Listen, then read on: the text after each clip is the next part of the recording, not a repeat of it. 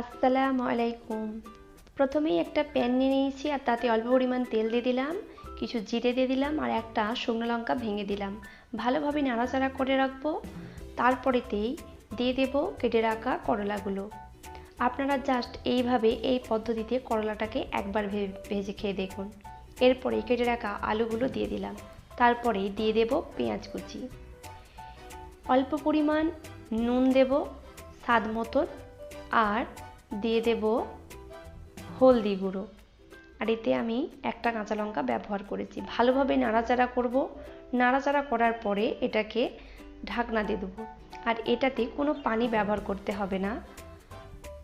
একটু সময় নিয়ে এটা ঢাকনা দিয়ে ঢেকে ঢেকে ভাজুন, কোনো পানি ছাড়াই। আর গরম গরম ভাতে সার্ভ করবেন। দেখুন এটা আমার ভাজা হয়ে গেছে।